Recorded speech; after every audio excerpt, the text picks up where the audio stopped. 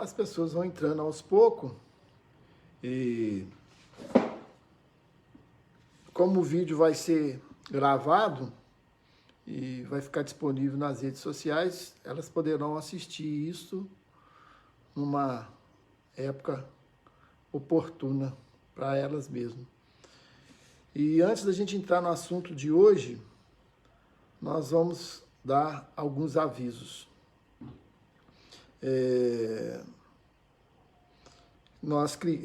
Foi falado na live anterior que nós criamos um grupo fechado no Face. E esse grupo são das pessoas que adquiriram o livro Realidade Intocável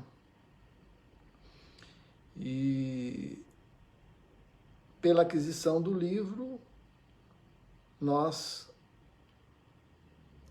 fizemos esse grupo em que serão realizadas 4 lives com o autor. Uma já foi feita no dia 21 de abril e as outras vão estar sendo feitas, deixa eu ver as datas aqui, em 26 de maio, 23 de junho e 21 de julho, sempre às 20 horas das quartas-feiras. Essas datas sempre coincidem na quarta-feira. E nós temos uma proposta. Se você quiser adquirir o livro, ainda há tempo de participar dessa live. Mas também estamos fazendo uma outra proposta para as pessoas que tiverem dificuldade de adquiri-lo. Nós reservamos uma percentagem da nossa tiragem para doação. E ela já está quase no final, mas ainda resta alguns livros que podemos estar ofertando. E se você tiver interesse, você pode colocar esse interesse, nos comunicar através do site. Eu tenho que ver aqui, que eu nunca guardo, site não, nosso e-mail, que eu nunca guardo esse e-mail,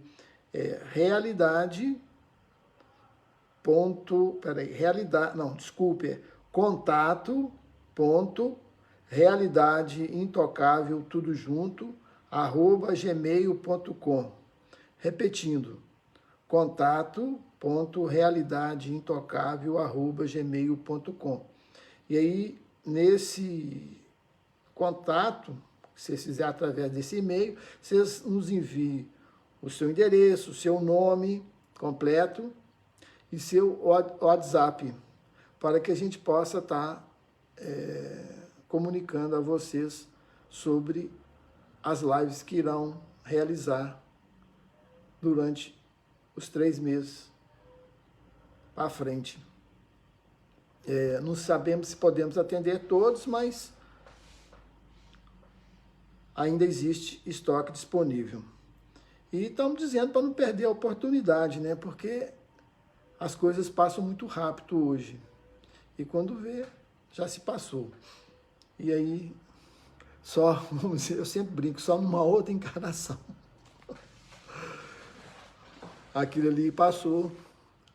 Existem tantas distrações que nos tiram do foco. Mas era isso que eu queria falar. E qualquer contato também que queira ser estabelecido, pode fazer neste e-mail, que a gente responde algumas perguntas.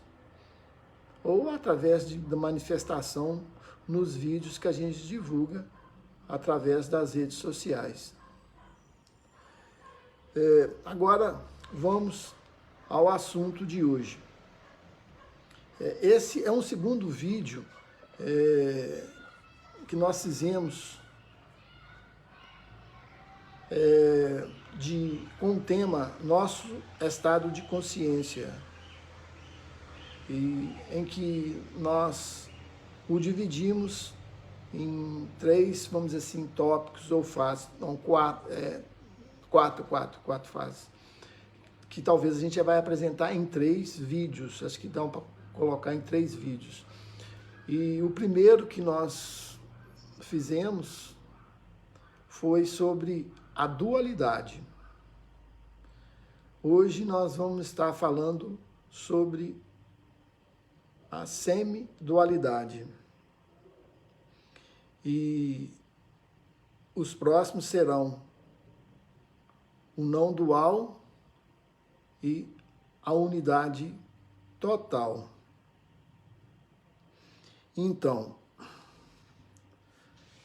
eu elaborei um texto para a gente seguir como um roteiro mesmo, para a ideia ficar concentrada dentro deste tema. Então eu vou ler algumas partes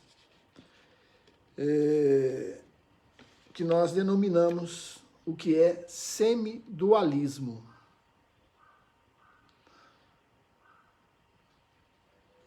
No semidualismo, este eu, pessoa, começa a perceber a irrealidade deste mundo e de si mesmo como pessoa. Aquela fé cega no mundo lhe trará felicidade. Aquela fé cega no mundo que lhe trará felicidade por meios materiais começa a ser desfeita. No vídeo anterior, em que nós tratamos do assunto da dualidade, foi colocado para a gente fazer uma ligação com o que nós estamos falando hoje e agora. Foi colocado que no estado de consciência dual, nós temos esse mundo como total realidade. E o dualismo é exercido de uma forma natural e extremamente, vamos dizer assim, convincente por nossa parte. E que nós dizemos, o que foi dito,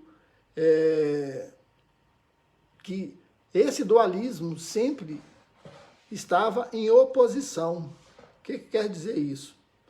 Você não poderia estar num estado de consciência, vamos dizer assim, triste e ao mesmo tempo alegre. Ele estaria sempre em oposição. Ou você estava triste ou você estava alegre. E traduzindo isso, o que quer dizer? Nós sempre vamos nos polarizar. E isso vai se manifestar no dia a dia nosso.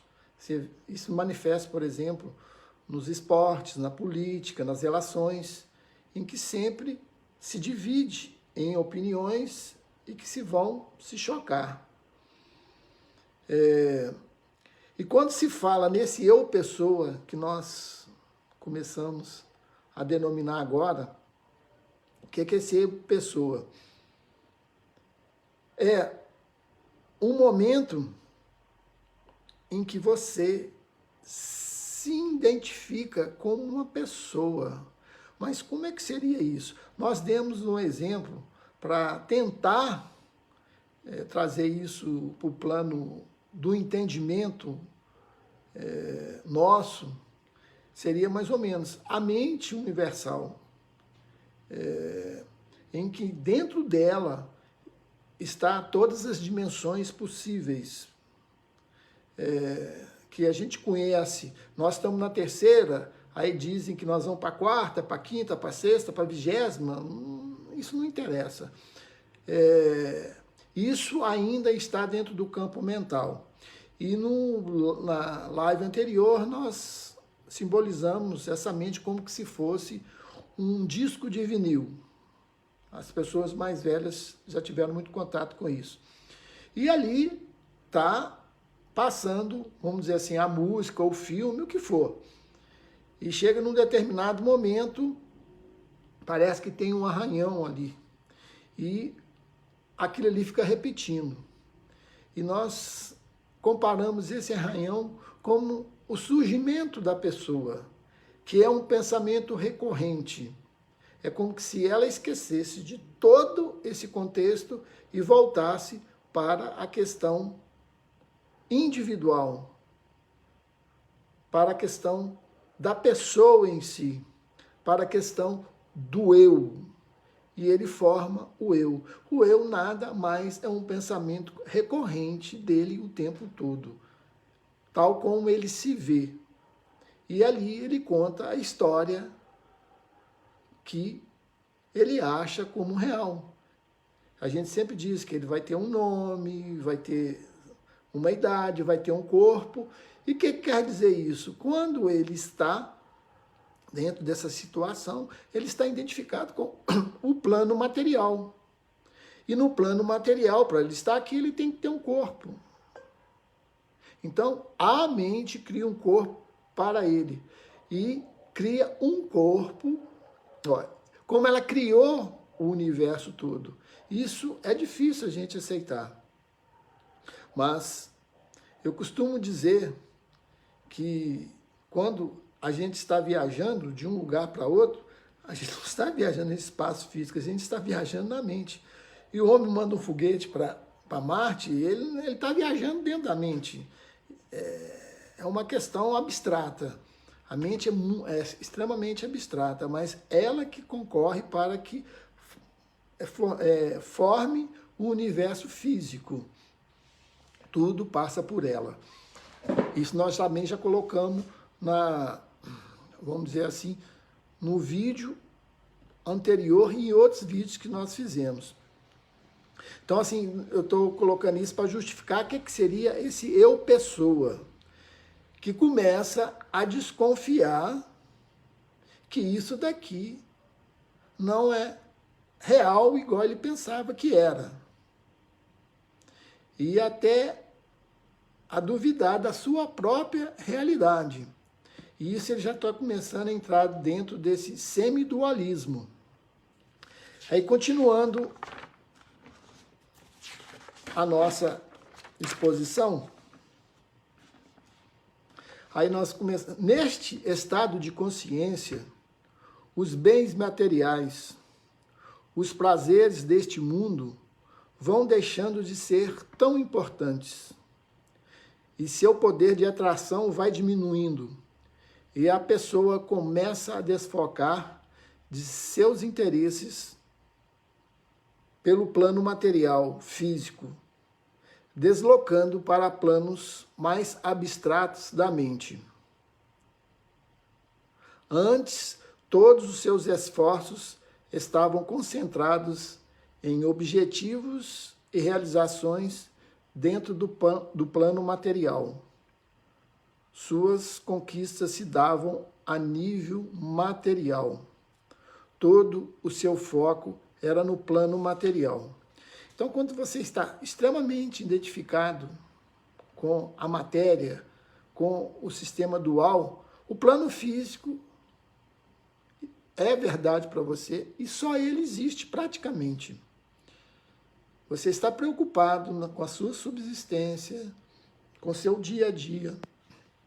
E não há possibilidade de você ter um pensamento mais abstrato. Mas isto, vamos dizer, pela própria ilusão deste próprio plano, você começa a se desiludir. Você começa a desconfiar que isso daqui não é como você pensava que era. E aí vamos caminhando. Aí eu coloquei uma observação aqui, que é interessante. Aqui, o príncipe negro deste mundo começa a perder o seu poder. O que é esse príncipe negro? O poder que a manipulação do dinheiro exerce sobre nós. Ocultamente a esse poder, ao dinheiro, está o medo aliado ao desejo de segurança, que dão enorme importância ao dinheiro para a aquisição de bens materiais. Então, começa a ceder na mente, vamos colocar assim, essa, vamos dizer, vontade, esse desejo de querer ter as coisas, de querer, através das coisas, se realizar, ou de querer ser feliz, ou de querer procurar segurança através de bens materiais. Isso por quê? Porque você já buscou em várias encarnações. E nesse sistema mecânico e repetitivo, você viu que não conseguiu aquilo que se tanto procurava.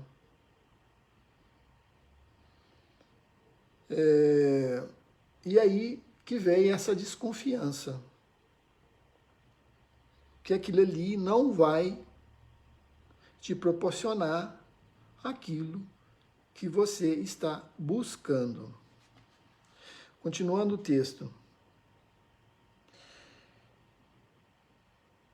Ela começa a deixar, ou seja, esse eu começa a deixar a densidade deste plano e suas sombras para adentrar algo mais sutil que ela ainda não conhece e não sabe o que é. Aqui começa a dar mais atenção aos seus pensamentos e ver o que eles estão projetando. Começa a perceber seu estado mental e seu reflexo em seus sentimentos que vão determinar o seu comportamento. Aqui começa uma fase nova para a pessoa, em que a maioria dos pensamentos que passam pela mente dela, aquela mente individual, ela começa a perceber que aquilo ali não é dela, que ela está captando, ou seja, está sujeita ao mental coletivo. E ela começa a exercer uma vigilância em cima desses pensamentos. É aquilo que foi dito há algum tempo atrás. Vigiai. Começa a se ter a noção daquilo que está passando no seu plano mental. E isso é um caminho, vamos dizer assim, um pouco difícil. Estar atento a essa mente barulhenta que não te dá sossego, que te impulsiona a estar em atividade constante, que não te dá paz. Essa que é a realidade. E, através disso, você não está mais tão polarizado na dualidade. Porque no início, você está muito polarizado na dualidade. O que quer dizer isso? Polaridade quer dizer que existe duas partes. Assim, na dualidade existe duas partes, mas você polariza numa. Então, se você pode estar alegre ou triste, mas geralmente nós polarizamos sempre do lado negativo. E o lado negativo torna-se realidade para nós. Porque exatamente quando você polariza de um lado, o outro fica oculto. E aqui começa a ter, vamos dizer assim, uma não polarização só de um lado. Você começa a perceber que pode existir alguns momentos mais relaxados, você pode ter contato com alegria, que talvez não era possível no estado que nós nominamos de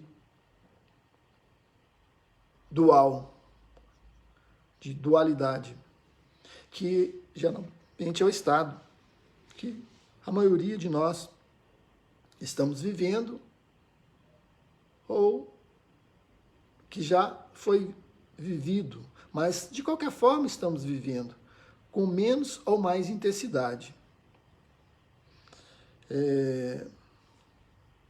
E nesse estado, a pessoa começa a perceber a unidade da mente. E ela começa a perceber a projeção.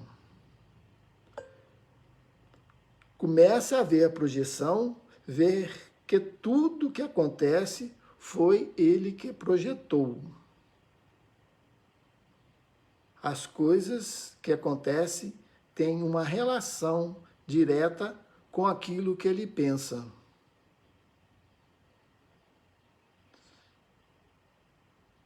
E nesse estado, por já não estar tão fechado em si, ele começa a sentir um pouco mais seguro, um pouco mais não tão isolado em seus pensamentos e começa a descobrir a causa de todos os seus sofrimentos.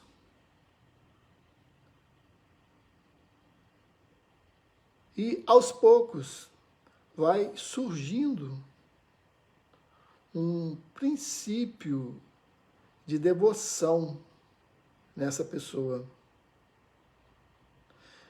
Ela começa a procurar a verdade, aquilo que é real, a procurar Deus mais diligentemente, não só em formalidades, diferente daquele que tinha um compromisso de final de semana. Que geralmente nós, que quando não temos a consciência dessa devoção, simplesmente utilizamos a religião como formalidade. Você vai num final de semana num rito e diz que está cumprindo a sua parte. A preocupação sua são outras coisas que nós falamos, materiais. Nós vamos falar sobre isso, só um minutinho, tem mais coisa, quer ver? Surge o princípio da devoção e ele começa a ver Deus dentro de seu coração, mais dentro de seu coração do que do lado de fora. Ele retira Deus do altar externo e coloca em seu altar interno. Esse sentido de separação começa a ser desfeito. E um princípio de bondade começa a surgir e união. Embora seja intermitente, pois a dualidade ainda é vista como uma realidade também a ser desfeita. Este eu ainda acredita que Deus está separado dele. E ele vai começar a desejar estabelecer a união perdida, querendo aproximar de Deus, da verdade e da realidade. Aqui ele clama, ora, chama por algo superior a ele, quer mudar a si, por não achar digno, ainda se considera um pecador que pode ser redimido. No início, essa possibilidade de ser redimido é quase que impossível. A pessoa, como pessoa, percebe que ela não tem condição de ser perdoada. Ela considera um perdido. Essa que é a verdade. E aqui ele já começa a ver que há essa possibilidade. Começa a ser plantado um início, o princípio do perdão. Ele procura a salvação, a cura, mas ainda tem medo do julgamento final, mas diz arrependido de seus pecados. Ainda se julga imperfeito e procura pela perfeição, pela correção. E esse medo que nós temos, e o maior deles, que é ainda inconsciente para nós, é o medo que nós temos de Deus.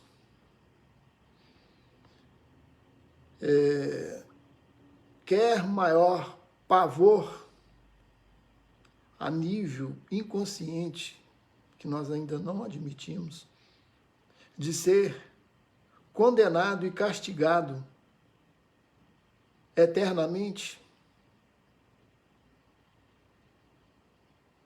E não é isso que nos é ensinado, pelo menos para essa parte da humanidade onde nós estamos vivendo. Então esse medo, ele é muito pungente e ele reflete em nossos atos aqui, no nosso dia a dia, embora a gente não perceba. Vamos lá, continuando.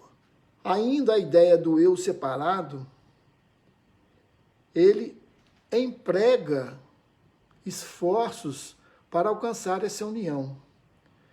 Estabelece um caminho denominado espiritual, e nessa travessia ele ainda pode ser enganado pelo ego, pela cilada da idolatria, do fanatismo e de suas boas intenções.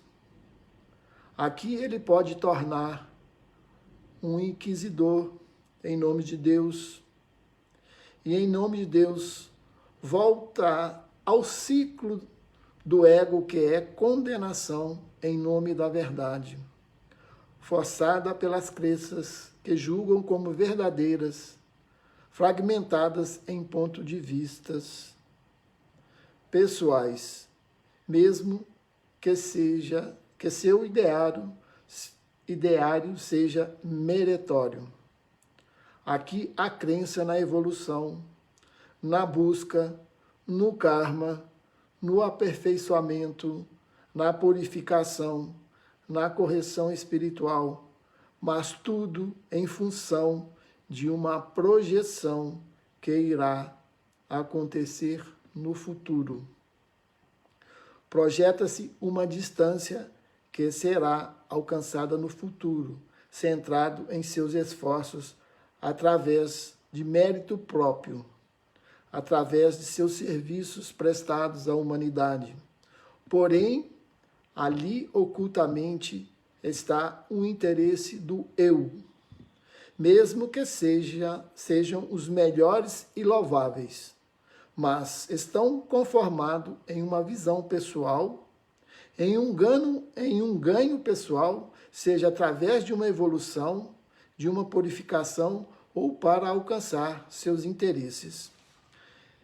É aqui que muito buscador se frustra, pois ele dedica um tempo enorme a todo um trabalho altruísta, a toda uma busca espiritual e lá na frente ele vê que o que estava atrás disso tudo era o ego querendo se aperfeiçoar, era o ego querendo se santificar, e isso é impossível. E isto leva a uma frustração muito pungente, uma frustração que deixa o buscador vamos dizer, sem condição de reagir, desolado, essa palavra que eu queria dizer, que não saiu agora. E aí nós temos o buscador, o devoto, o crente, o religioso, e cada um vai caminhar dentro da sua crença. Mas mesmo nessa situação, já há um penetrar, vamos dizer assim, da realidade. A pessoa, de qualquer jeito, ela começa a ficar, vamos dizer assim, mais bondosa, vamos dizer assim, mais permeada por algo que ela ainda não compreende, por não ter aquela atração tão cega pelo plano físico. A fascinação ao plano físico, aquela fascinação que ele exerce sobre o eu, começa a desaferrecer. Por isso que ele pode estar alçando planos um pouco mais abstratos. Então, o eu quer se tornar melhor, quer corrigir seus defeitos, mas nesse estado ele acaba fazendo o mal que não quer e não faz o bem que quer, pois o eu não percebe a irrealidade de todo esse processo, pois está identificado com a ilusão da imperfeição, do pecado, da inadequação e quer, por esforço próprio, transformar este quadro. E nisso, o sentido da dualidade ainda pode estar ainda fortemente presente, pois aquele que se sente separado quer unir, e isso denota toda a afirmação dessa separação. Porém, neste processo pode transparecer, como falamos, a possibilidade da bondade, do amor que estavam ocultos, podendo ser manifestado através do desejo transformado em devoção. O eu está em uma fase de transição, que tem momentos de lucidez permeados por profunda escuridão. momentos de alegria permeado por profunda tristeza. Isso, comumente, na literatura espiritual, é denominada da noite escura da alma, em que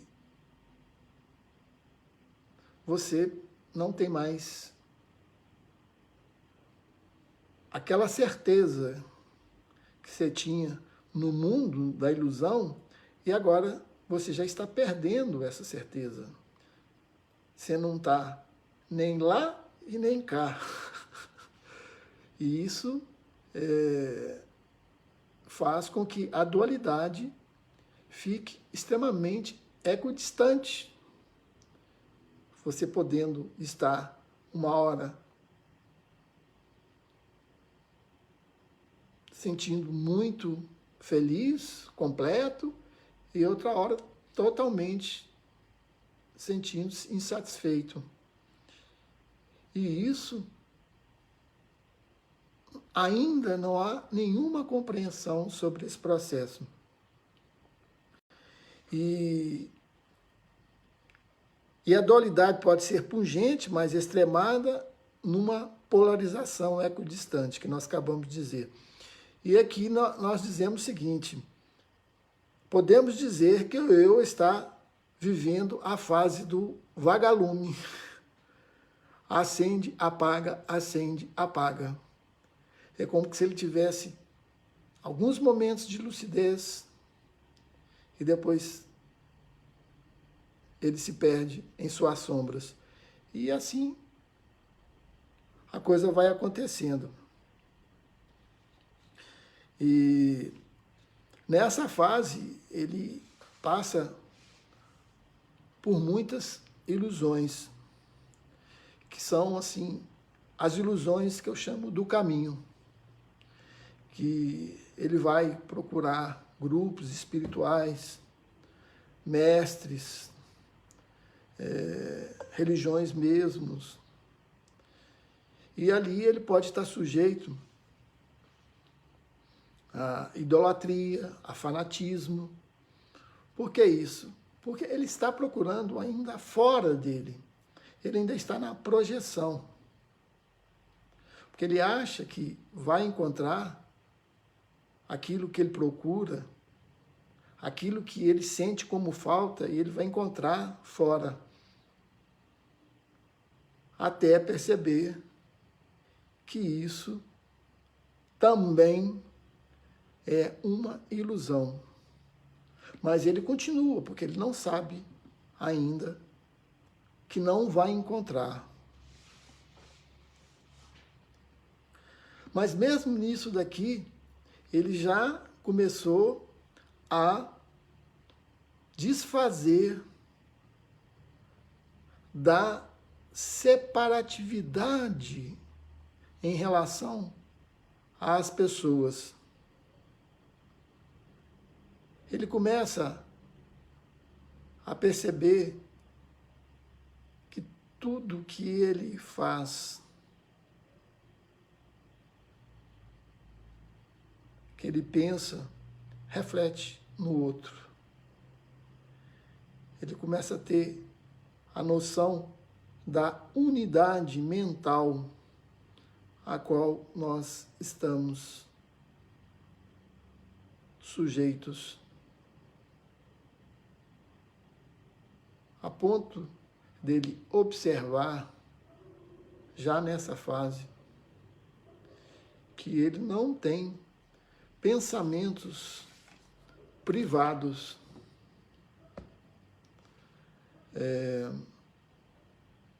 É um pouco difícil aceitar isso, porque em nossa individualidade, achamos que todos os pensamentos, olha o ego aí, são só nossos. Mas ainda não sabemos disso. Eu vou dar uma parada aqui,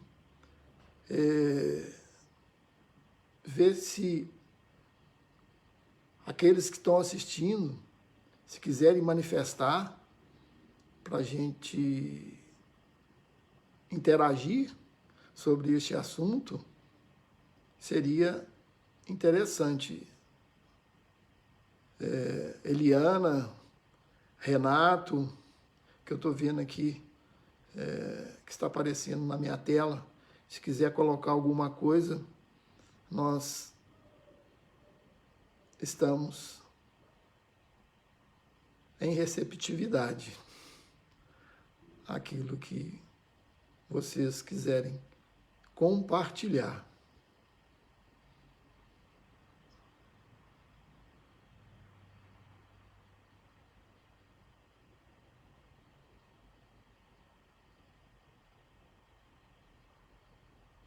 Ninguém quer manifestar? Eu geralmente falo que é um assunto meio abstrato, mas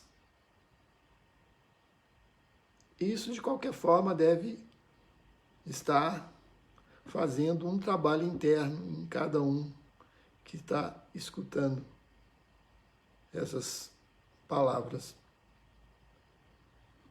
Mas vamos lá, vamos continuar, que a gente está terminando. Mas todo esse engano pode ser percebido uma maior unidade entre as pessoas pela consciência daquilo que faça ao outro, faça a mim. Isso nós acabamos de dizer. E é vista uma unidade mental, este eu não se sente mais separado como pensava que era, a interconexão entre todos é percebida e conscientizada, ele percebe em seus atos, que os seus atos refletem num todo, nas pessoas à sua volta, bem como aqueles que sequer ele não tem conhecimento que possam estar sendo afetados. Porque a gente, quando pensa, não tem a mínima ideia que esse pensamento está afetando a todos, porque não há separação. Mas aqui ele não sabe disso ainda. Ele não tem essa consciência. Ele começa a ter essa consciência.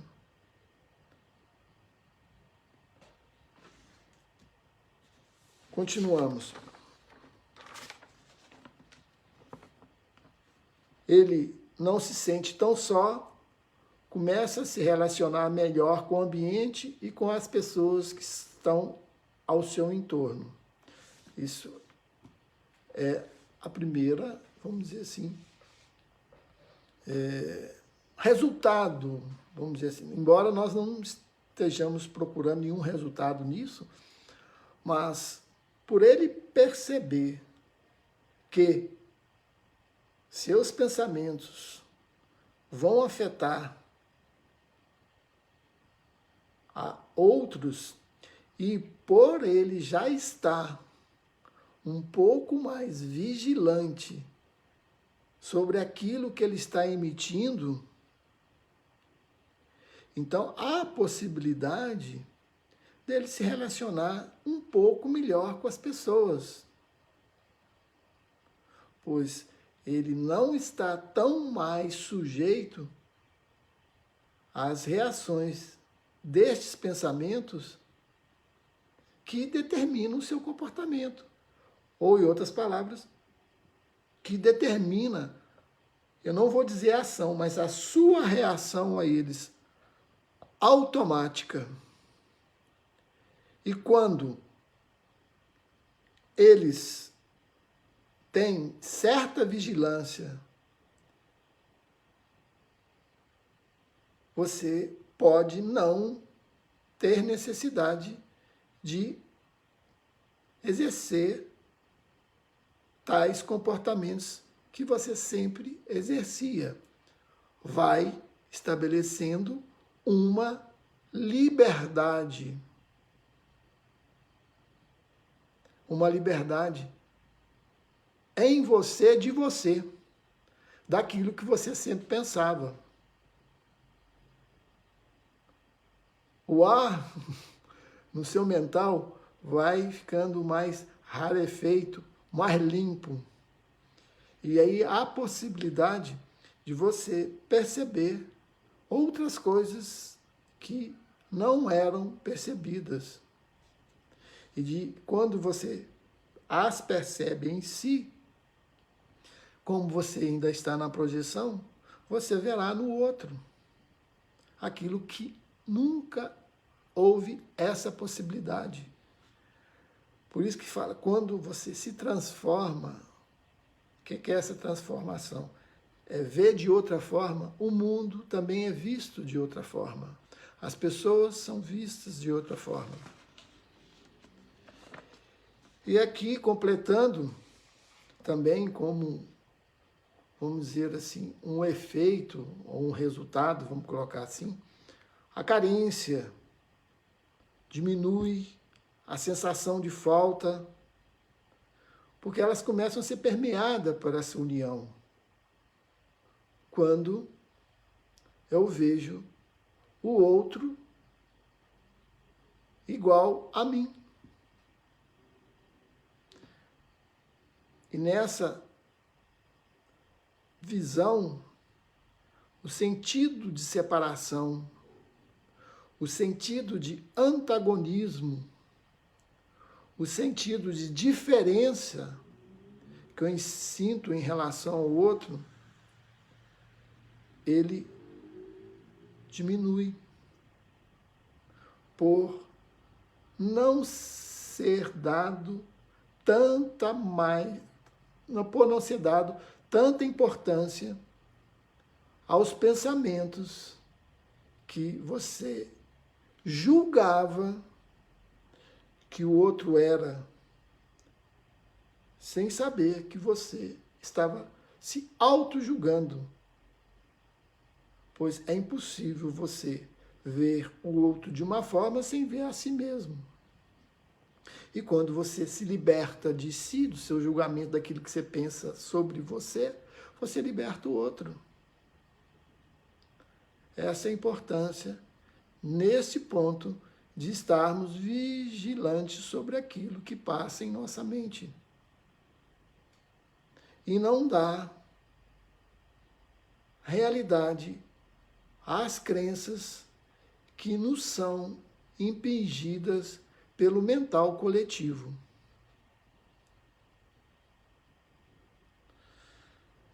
E dentro dessa maior liberdade, em que você não é, vamos dizer assim, comprimido, oprimido pelo seu próprio pensamento, pelas suas próprias crenças, começa a surgir um estado de paz. Pois todo aquele conflito gerado pela divergência, por aquilo que se acreditava, começa a ser desfeito. E aqui, por final, aquele dedo que você sempre aponta para fora, ele é apontado para você. Você começa a sair da projeção. E num próximo vídeo que nós vamos estar fazendo, nós vamos estar abordando o assunto sobre o não dualismo e a verdadeira união. Até aqui,